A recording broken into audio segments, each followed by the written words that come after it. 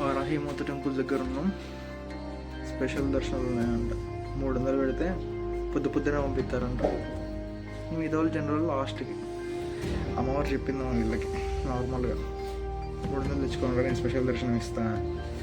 వాళ్ళ అయినా నిలిచిన పరిస్థితి ఏంటి? దేవుణ్ణి చాలా వరకు క్యాష్ చేసుకునే వాళ్ళు ఉన్నారు. ఇలాంటప్పుడు అనిపిస్తూ ఉండదు ఈ దేవుళ్ళు ఏం చేస్తారా అని. చూద్దాం ఏమవుద్ది ఇవాళ. కాశీపట్టణంలో వారాహి దేవత ఇప్పుడు కూడా చీకటి పడగానే కాశీపట్టణం అంతా తిరుగుతుంది. చీకటి పడగానే గుళ్ళో గడిపోయి తలుపులు వేసేసుకుంది. అందుకే సూర్యోదయం అయితే ఇంకా వారాహి దర్శనం ఉండదు కాశీలో. మనం చూడలేం కూడా. ఆ వారాహి యొక్క స్వరూపాన్ని దగ్గరగా నిలబడి చూడడానికి ఎవరికి ధైర్యం సరిపోదు. అందుకని ఏం చేస్తారంటే వారాహి దేవాలయం పైకప్పెక్కి సూర్యోదయానికి పూర్వమే పైన కన్నాలు ఉంటాయి. ఆ కన్నాల్లోంచి చూడాలి వారాహిని. కన్నాల్లోంచి చూసినందుకే ఉద్వేగం కలుగుతుంది. అలా ఉంటుంది ఆవిడ స్వరూపం. లలితా సహస్రంలో చెప్తారే గండనాయకి, ఆవిడ సర్వసైన్యాధ్యక్షురాలు లలితాదేవికి. ఆ వారాహి ఇప్పటికీ కాశీలో తిరుగుతుంది.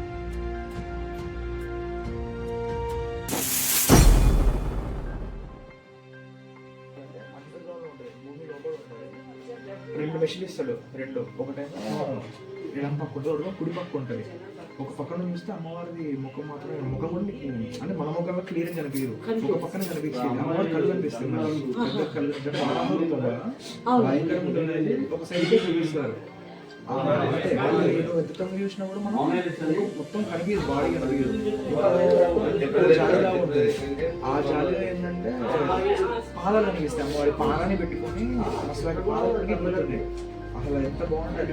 పెళ్లి కూతురు అంటే మరీ ఎలా ఉంటుంది, పార పెట్టుకొని అంత బాగుంటాయి పాదాలు. 2 పాదాలు కనిపిస్తుంది మంచిగా. అంతే అక్కడ ఆ 2 కనిపిస్తాయి అమ్మవారి. కింద పూజ చేసి పైకి వచ్చేస్తారు. పూజ అందరికీ పని చేస్తారు. చూడలేము. మళ్ళీ అమ్మవారు నైట్ 3 అంటారు.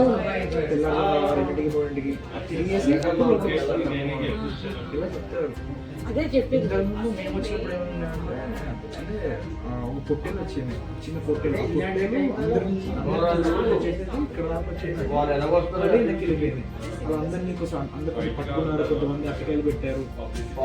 ఎలా ఉందంటే అమ్మవారి వచ్చినట్టు ఆ పొట్టేలు రూపంలో అలా అనుకుని అంటే అలాగే వచ్చింది అమ్మవారు కూడా అందుకోలే. సో అందరూ ఇలా తాకుంటూ కొంచెం ఆడుకునే వాళ్ళతో వెళ్ళిపోయింది. సో అలా వచ్చింది. దాని తర్వాత తలుపు ఓపెన్ చేశారు.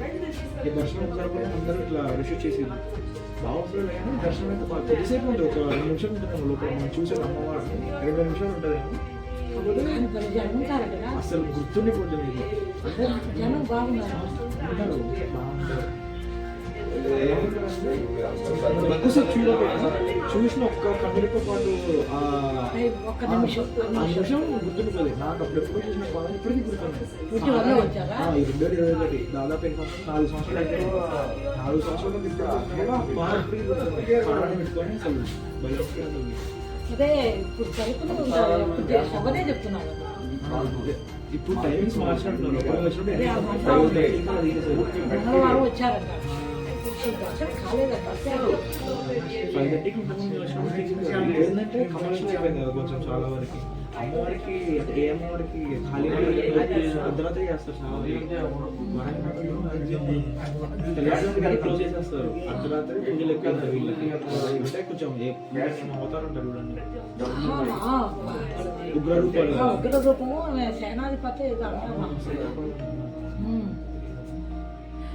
తను 21లో వచ్చారంట. కాపాడు వస్తూ ఉంటుంది అమ్మవారు. రండి చెప్తాను.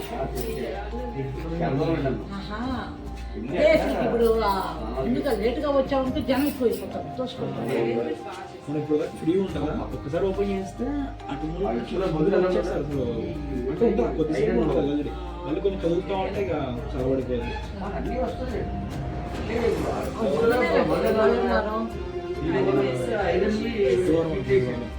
గురువారం మంగళవారం వచ్చారంట అమ్మ. అమ్మవారికి మంగళవారం ఎక్కువ కుదిరిపోయి అప్డేట్ చక్క ఎడిపోయారు. కొంతమంది పర్టికులర్గా మంగళవారం శుక్రవారం శివుడికి సోమవారం అలాగే అమ్మవారికి మంగళవారం శుక్రవారం ప్రాముఖ్యత దాన్ని బట్టి రష్ ఉంటాయి. ఫ్రీగా ఉన్నప్పుడు దర్శనం చేసుకున్నా చూసి కాదు మనశ్శాంతి చూసి ఏదో వచ్చాము ఇలా నృత్యాలని ముఖ్యంగా కానీ ఇప్పటికీ గుర్తుంది అమ్మవారి పాదాలు కళ్ళు అమ్మవారి పాదాలు ఇప్పటికీ గుర్తుంది. తిరుమలకి వెళ్ళాము ఇప్పుడు. అక్కడ 20 కిలోమీటర్ల తర్వాత తిరుపతికి దగ్గరలో ఉంది. ఏ రూట్ అంటే పుత్తూరు రూట్ అనమాట. రాయి చెరువు దగ్గరయ్యా వారాహి అమ్మవారే శ్వేత వారాహి ప్రత్యంగిరాదేవి వాళ్ళ ఇద్దరు విగ్రహాలు పక్కనే ఉంటాయి. దర్శనం బాగా అవుతుంది. మనకి ఉంటారు బాగా అమ్మవారు చాలా బాగా. అయితే అంత మీరు 2 ప్లేస్లో చాలా అట్లా కాకుండా నేరుగా అయితే ఆమె దిగువలో ఉంటారు, మనం ఎత్తులో నుంచి చూస్తాం, కనపడతారు బాగా. వారా శ్వేత తెలుపులో ఉంటారు. తెలుపు శ్వేత వారాహి అదే తెలియదు కానీ ఈ మధ్యనే తెలియడం ఒక 3 ఏళ్ళ నుంచి 2 సార్లు వెళ్ళా. బాగా దర్శనం ఫ్రీ అయిపోయింది దర్శనం. ప్రత్యంగిరాదేవి పక్కన మనకి తిరుపతిలో ఎలా ఉంటారు 3 గంటలు నిల్చొని 5 నిమిషాలు ఉంటుంది. 2 నిమిషాలు తక్కువ అయిపోతుంది. ఇక్కడ కూడా అలాగే ఉంటుంది. అక్కడ మనం విగ్రహాన్ని చూస్తాం. ఏంటంటే అమ్మవారి కళ్యాణం పేరు డైరెక్ట్ గా అక్కడ దాంట్లో చిన్నది మిషన్ లాగా ఉంటుంది. దాంట్లో వేసేస్తా ఉంటారు. జాలీగా ఉంటారు. దాంట్లో పూల వేసేస్తా ఉంటారు.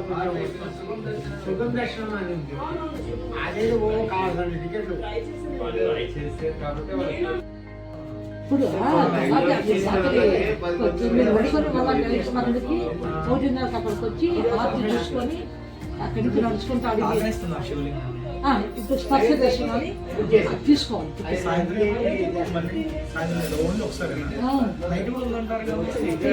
మాకు ఇప్పుడు స్పర్శ అదే మంగళహారతి ప్లస్ స్పర్శ 500 మామూలు జస్ట్ చూపించేసి పంపించేస్తాం. తర్వాత ఓన్లీ స్పర్శ దర్శనం ఈ టైం అయిపోయిన తర్వాత ఉదయం ఏం చేయాలంటే స్పర్శ దర్శనం 2 సార్లు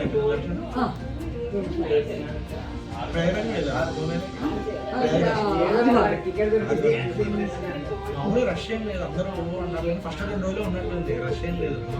ఎప్పుడు మేము 2 రోజుల క్రితం వెళ్ళాం. 2 రోజుల క్రితం వెళ్ళాం. మంగళవారం అంతే సోమవారం మంగళవారం అక్కడే ఉన్నాం. బాగుంది చాలా. ఏం ఇబ్బంది ఏం లేదు. ఇబ్బంది ఏం లేదు. వీళ్ళు స్పెషల్ డేస్ ఉంటాయి. స్పెషల్ డేస్ ఉంటాయి. ప్రత్యేకమైన అప్పుడు మళ్ళీ వస్తారు.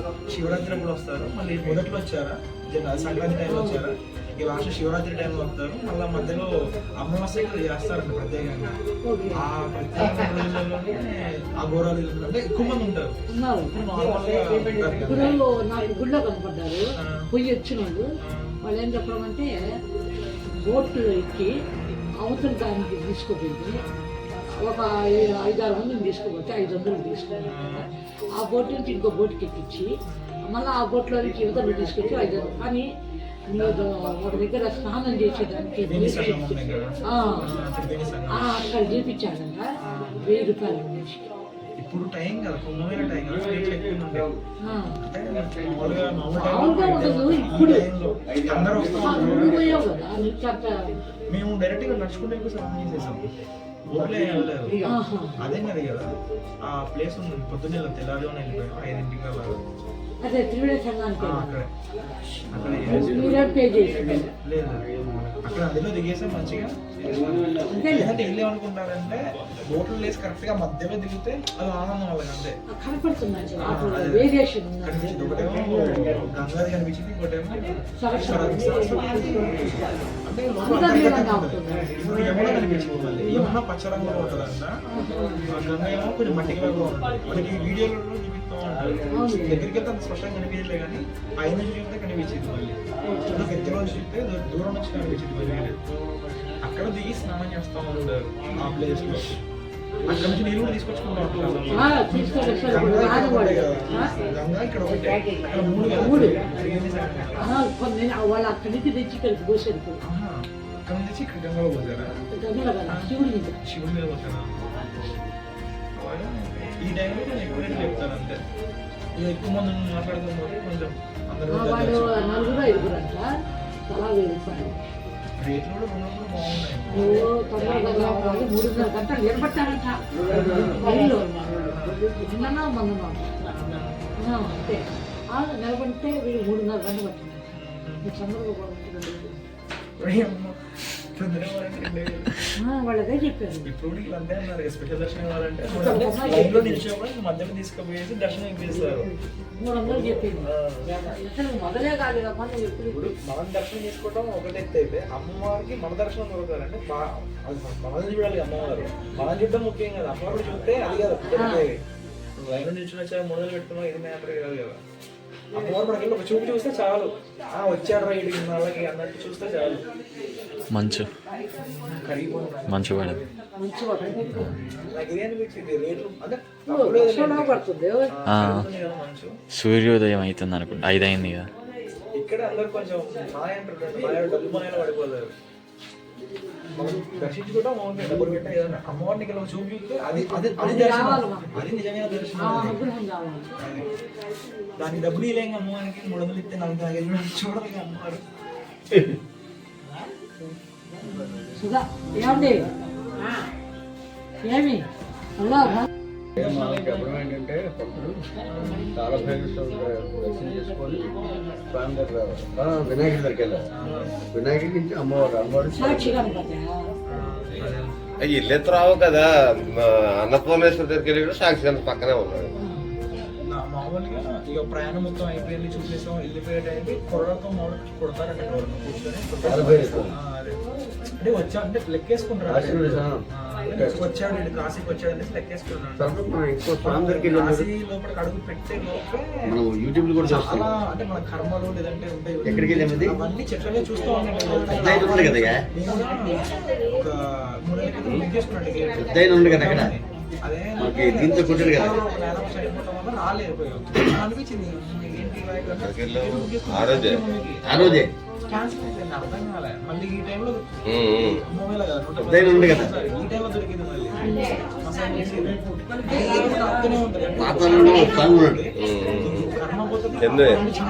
మళ్ళీ ఇక్కడే ఇక్కడే అది కూడా ఇక్కడే ఎత్తి త్రావులోనే తీసుకెళ్ళాడు కదా. ఒక్కసారి అడుగు పెట్టాలంటే అనుగ్రహం ఉంటుంది. వీడు ఆధ్యాత్మికంగా కానీ జ్ఞానపరంగా కానీ ఒక మెట్టి ఎక్కేసి చాలా మంది కనిపిస్తూ ఉంటారు. అందిస్తూ ఉంటారు. ధ్యానం చేయడం సిద్ధులు వచ్చేస్తాయి. వస్తూ ఉంటారు. ప్రయాణం చేసినప్పుడు ఆపుతూ ఉంటారు. అలాగే ధ్యానం చేసే వాళ్ళకి చాలా కొన్ని సిద్ధులు వచ్చేస్తాయి. వీళ్ళకి అదే అల్టిమేట్ అని మేము చూసేసాం. నాకు తెలిసిపోయిందనే బ్రహ్మలో బూడు పూసుకోవడం ఇవి చేసుకున్నారు తప్ప అలా ఏం చెప్పరు. నాకు ఒకటే అర్థం కాదు ఏంటంటే జ్ఞానవంతులు అఘోరాలు వీళ్ళందరూ కనిపించారు. రమణ మహర్షి పూసుకుంటారు ఊళ్ళో. మన జ్ఞానం చెప్తాం. ఆయన నార్మల్ మనలాగే ఉంటాడు, పట్టించుకోకుండా ఉంటాడు అంతే. మహాశక్తి పడు దానికి మనం చెప్పలేము కదా. చనిపోయే ముందు అనిపించే కర్మని ప్రారంధం అనేది ఉంటుంది. కర్మని భగవంతుడు కూడా కర్మ ఉన్నాడు. ప్రారంధం అనేది శ్రీకృష్ణ పరమాత్ముడు కర్మతో చనిపోయాడు. రండి కూర్చుంటాడు.